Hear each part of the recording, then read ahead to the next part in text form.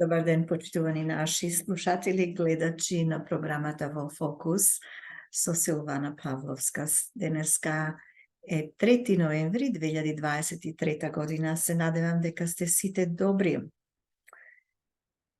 Продолжуваме со програмата посветена на македонската книжевност и историја, поточно на делото на Димитар Митрев, чиј наслов е Пиринска Македонија. Денешново четиво се вика Расцеп во врвовите на терористичката ВМРО. Последната фаза на најбезогледниот ВМРО-вски бандитизам се изрази во меѓусебни крвави расправи во самите негови врвови. По убиството на Петар Чаулев во составот на ЦК на ВМРО влезе Георги Попхристов, еден од старите битолски војводи од времето на Илинденското востание. Поставен помеѓу него и Протогеров, релативно младиот Михајлов често успеваше како поенергичен да има предност во врвното распоредување. Но тоа не значеше дека Протогеров и Попхристов се задоволуваа да бидат потполни безгласници во работите на ВМРО. Михајлов пак настојуваше да има нешто повеќе од предност. Имитирајќи ја грандоманијата на својот бивш шеф Т. Александров, Михајлов сакаше да биде единствен заповедник во врвовите на ВМРО. Но во таа своја управеност најде уште една пречка, не само поради постоењето на уште двајца членови на Централниот комитет, туку и поради постоењето на институтот задгранично представителство на ВМРО. Михајлов не можеше да биде ни самостоен, ни единствен заповедник и покрај својот грижливо одбран и сигурен антураж. Толку повеќе што во задграничното представништво стоеа истакнати врховисти од минатото и луѓе со неоспорна интелектуална надмоќ, како Ѓорги Баждаров, Кирил Прличев и Наум Томалевски. Во амбицијата за дефинитивна превласт, Михајлов се плашеше од уште нешто, а тоа беше неговото навлегување во другите два дела на Македонија. За разлика од Александров, кој со месеци престојуваше со своји чети во североисточниот дел на Вардарска Македонија, Михајлов беше изразит заднински феномен. Некои од нив, како Митко Паликрушев, Хипокрит Развигоров, Јосиф Киров, умираа како фанатици на една идеја, но тој самиот си стоеше во безбедна положба во своите вили на Пирин планина. Дури и неговите, далеку постари по возраст со шефови Протогеров и Попхристов влегуваа и во тоа време со чети во Западна Македонија. Поради таа своја полна пасивност, тој ја најде против себе внатрешната опозиција на другите двајца членови на Централниот комитет и на задграничното представителство, кои беа поддржани и од видните функционери на ВМРО Петар Шанданов и Пецо Трајков. Затоа најсилна лична побуда на Михајлов беше да се ослободи од носителите на таа внатрешна опозиција. Но таа негова побуда би останала неостварлива ако не настанеше еден погоден момент во самиот бугарски државно-политички живот. Овој погоден момент беше расцепот што настана во самите бугарски владини кругови. Владеачкиот по превратот од 9 јуни 1923 година демократически зговор се подели во 1927 година на две фракции. Тоа беше првенствено во врска со надворешната политика на Бугарија. Андреа Лапчев, кој беше председател на бугарската влада од 1926 година, водеше надворешна политика со ориентација кон Англија и Италија, а предходниот председател на владата Александар Цанков се изјасни во тоа време за ориентација кон Франција и кон незиниот главен застапник на Балканот, Југославија. Поради подпирањето на крупно капиталистичките кругови во Бугарија, Лапчев беше на страната на Англија. а поради својата реваншистичка политика во оглед на мировните договори беше и за ориентација кон Италија. И тој беше стар врховистички корифеј, таа противречностите помеѓу Италија и Југославија му ги подхрануваа плановите за тотален реваншизам во однос на Македонија, неговата поробена татковина, како што се изразуваше, бидејќи беше родум од Ресен. Цанков, кој го имаше зад себе поголемиот дел на офицерството и на воениот сојуз, преследуваше парцијален реваншизам во однос на Тракија.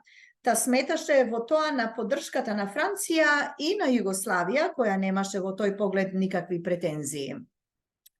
Како резултат од расцепот во владината коалиција, Иван Михајлов се определи со својот антураж за посилната во моментот страна, она на Лапчев, а Протогеров поради своите тесни врски со воениот сојуз за она на Цанков. И тоа првенствено му послужи на Михајлов како погоден повод за остварување на неговата одамнешна намера кон самостојно шефовство во ВМРО. Тој го нареди убиството на Протогеров, кое беше извршено на 7 јули 1928 година, образложувајќи го со старата одлука на ВМРО за казнување на виновниците по убиството на Тодор Александров. Веднаш по убиството на Протогеров, неговите приврзаници се одделија како посебна фракција противна на Михајлов. На незино чело застана Петар Шанданов, која имаше поддршката на задграничното председателство.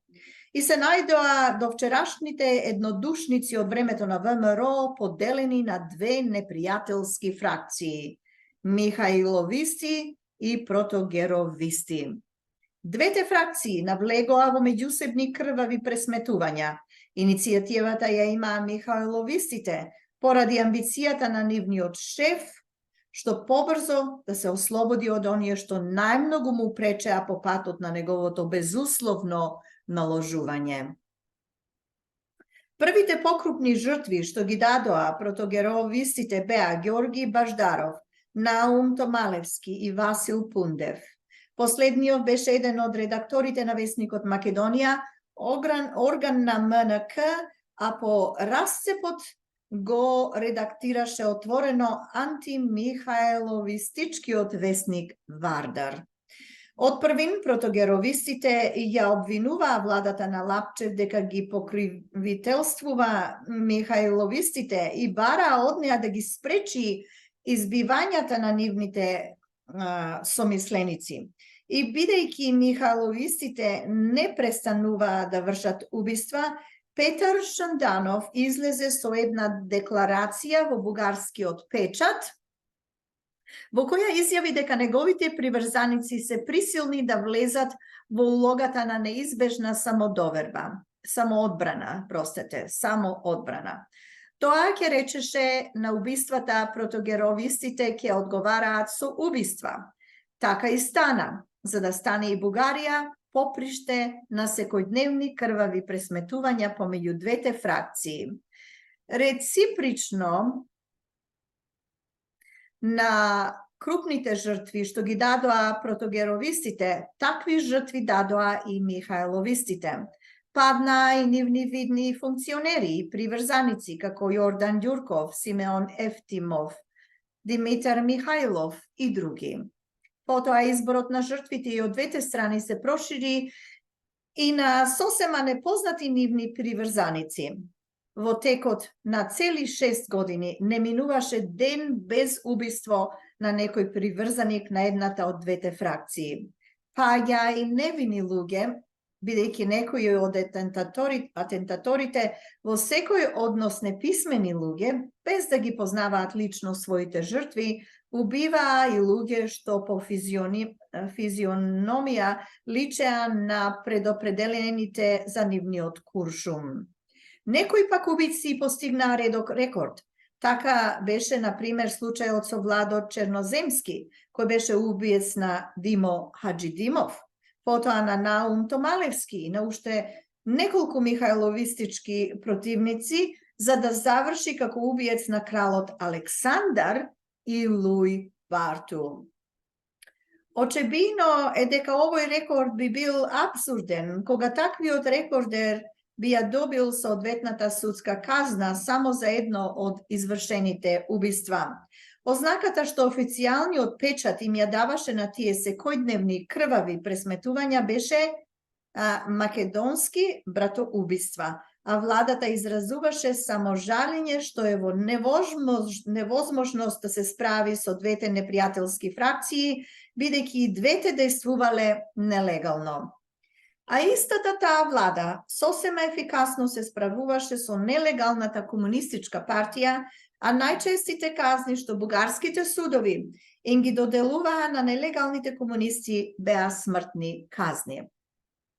Овие пак редактори на опозициони весници, што се осмелуваа да им дадат место на статии во кои се изнесуваше вистината за владиното покровителство на иницијаторите на убиствата, михајловистите, сами со тоа си ја подпишуваа смртната пресуда. Единственото што михајловистичките терористички инспиратори можеа да го поднесат беа абстрактните апели на великобугарскиот печат за штедење на македонската крв, која е потребна за борбата против поробителите на Македонија. Како терористичка сила, што ја има зад себе силата на бугарските државни фактори, михајловистите успеа целосно да се наложат и во раководствата на емигрантските организации во Бугарија. По убиството на Протогеров, составот на така наречениот Македонски национален комитет беше наполно во рацете на отворени михајловистички приврзаници, начело со председателот доктор Константин Станишев и секретарот Васил Василев. Истото беше и со раководството на Илинденската организација, на Македонскиот младешки сојуз, на студентското друштво Вардар и на Македонскиот научен институт. Тие раководства спроведуваа кампања за оправдување на секојдневните михајловистички инквизиции, представувајќи ги како неизбежни санкции врз непријатели на Македонија и предавници на националните идеали. Конкретизирајќи ги така, обоштуваните напади, тие раководства ги означуваа протогеровистите како српски агенти. Особено активен во представувањето на михајловизмот како непосредно војувачка сила на великобугаризмот беше органот на МНК, секојдневниот Македонија, кој по оставката на Георги Кулишев, поради неговото солидаризирање со протогеровистите, мина под директорството всушност на Димитар Талев. Масите во емигрантските братства беа одвратени од крвавите пресметувања што се одигруваа по софиските улици. Нивниот повик беше "Не е македонец оној што убива македонец". Некои големи братства, како Верненското и Пловдивското, а во Софија Кукушкото, Охридското, Крушевското и Гевгелиското, избраа делегати во конгресите на Македонскиот национален комитет, што безрезервно ја осудуваа владата поради незиното покровителство на михајловистите. Но тие конгреси беа една пародија на демократизам, бидејќи михајловистичките председателства на конгресите сами ги симнуваа одговорничката трибина опозиционите делегати, а некои од нив беа заплашувани во куроарите со убиство, ако се решат да го проговорат она што го мислат. И по секој таков конгрес пародија следеа бројни убиства во Варна, Пловдив, Видин и други поголеми градови во Бугарија, со бројни емигрантски маси. Потиснати во раководствата на емигрантските организации, протогеровистите започнаа по силата на околностите да контактираат со македонската левица, која во тоа време се застапуваше од ВМРО, Обединета. На тоа ги присилуваше и фактот што мнозинскиот број од масите во братствата беше со ВМРО, Обединета. Представниците на левицата, на челот со Симеон Симеон Каврикиров, отпрвин беа оправдано резервирани во преговорите со протогеровистите.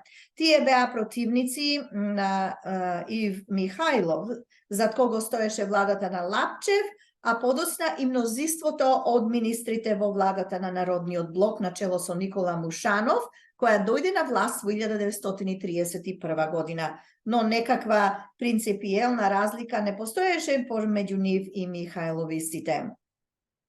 Петар Шанданов ветуваше дека неговите приврзаници ќе ги напуштат врховистичките позиции, па извесен компромис беше постигнат. И веднаш по преговорите со левицата, протогеровистите започнаа да даваат докази за известно напуштање на својот поранешен врховизам. Нивниот печат, Револуционерен лист и Македонска правда, престанаа со тирадите за Тодор Александров, дури не се спомнуваше ни името на Протогеров, а се печатеа статии против врховизмот и се бранеа принципите на стариот македонски централизам. За разлика од Михајловистите, кои не ги прекинуваа атентатите во Вардарска Македонија, бидејќи тие му одеа во прилог на реваншистичката и про-италијанската ориентација на Лапчев и беа во најтесни врски со усташите на Анте Павелич, протогеровистите се декларираа како приврзаници на една федеративно устроена Југославија во духот на програмата на Светозар Прибичевич. Па не може да се рече дека таа преориентација на некои повидни протогеровисти, а пред се на самиот Шанданов, беше само маневра. По силата на тоа што самите беа непосредни жртви на една политика инспирирана од дворот, протогеровистите не можеа да не преживеат известна еволуција во своите поранешни сваќања. Никако не беше случаен, туку вешто обмислен со оглед на определен политички ефект планот на убиството на Симеон Евтимов, директорот на весникот Ла Маседони, што излегуваше во Женева како надворешна трибина на Михајловизмот, а потоа и в Македонија. Тој беше убиен во центарот на Софија и во непосредна близина на Царскиот дворец. Убиството беше извршено сред Белден, така што многумина можеа да видат како обилно истреланите куршуми се забиваа во зидовите и прозорците на дворецот.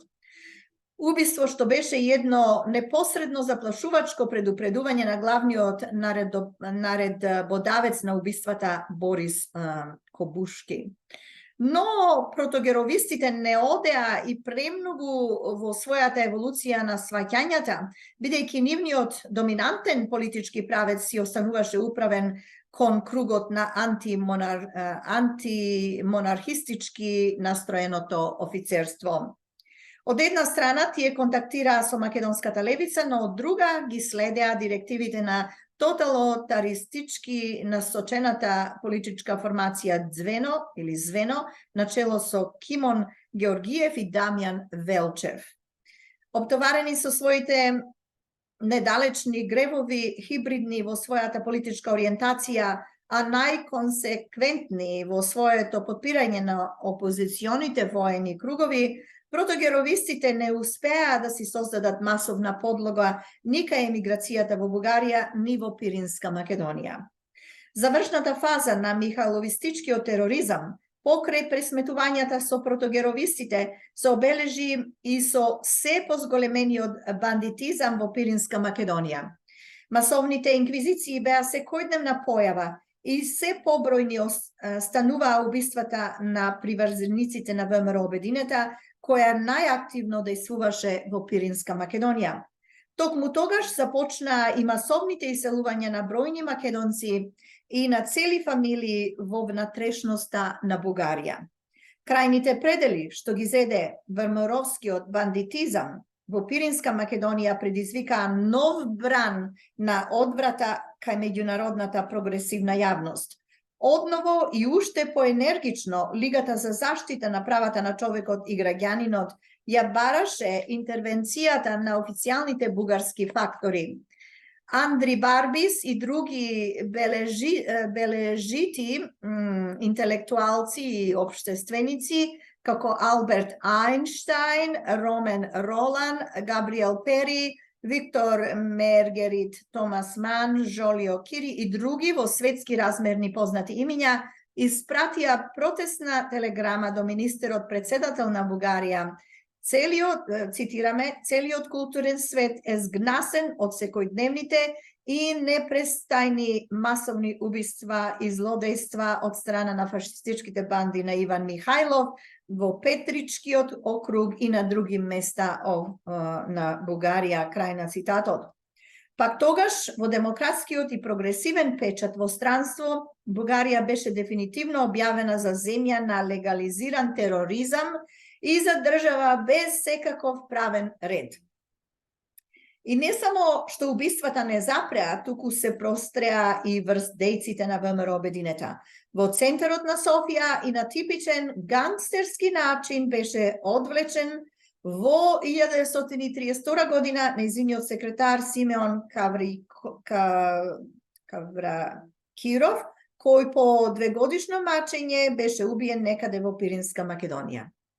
Во текот на 1932 и 1933 година беа убиени во Софија видните функционери на новата организација на македонската левица: Димитар Сурлев, Христо Хролев, Павел Поп-Андов, Божидар Митрев и други. При обид за убиство беше ранет стариот македонски револуционер и комунистички народен пратеник Александар Мартулков, кој во тоа време беше редактор на прогресивниот македонски весник Македонско знаме. Крајна огорченост кај широките емигрантски кругови и кај масите во Пиринска Македонија предизвика убиството на Христо Трајков, виден македонски прогресивен деец и комунистички народен пратеник. Тој беше избран во 1931 година за депутат од Софија со гласовите на македонската емигрантска сиромаштија и на бугарскиот пролетаријат, а во парламентот смело ги застапуваше нивните интереси. Следбеник на неговиот голем предходник во бугарскиот парламент Димо Хаджидимов, не помалку отворено од него Трајков, ја разобличуваше перфидноста на великобугарската политика, која се представуваше во неговите смели истражувања како еднакво злочинска за двата братски народа, македонскиот и бугарскиот. Во своите говори тој истакнуваше дека главниот виновник за стравотните размери на михайловистичкиот бандитизам е реакционерната влада на така наречениот Народен блок. Од парламентарната трибина Трајков ги покажуваше застрашувачките писма што му ги испраќаше михайловистичката ВМРО, предупредувајќи дека никакви застрашувања нема да го спречат да им остане верен на национално-револуционерните традиции на неговиот голем сограѓанин Гоце Делчев. Свршувајќи се во својот последен говор кон министрите, тој им ја фрли в раце вистината дека вината за неговото предстојно убиство ќе биде првенствено вина на нивната влада. И на 24 јануари 1933 година Христо Трајков падна убиен. По повод убиството на Христо Трајков се најде побуден да одржи говор во парламентот самиот негов председател, лидерот на Демократската партија Александар Малинов. Тој истакна дека македонските убиства ги дискредитираат престижот на бугарската демократија, дека ја фрлаат бугарската држава во хаотична состојба и дека со ликвидирањето на граѓани и народни представници кои не можат да бидат виновни за изразуваните од нив политички убедувања, ја преливаат чашата на трпеливоста. Но во таа своја точна констатација Малинов ја скрати вистината дека токму таквата бугарска држава и особено со кредитирањето на своите терористички наемници, македонските предавници, сама го создава својот собствен хаос. Затоа, упатениот во овој говор апел за прекратување на братоубиствата си остана само една бесплодна пожелба.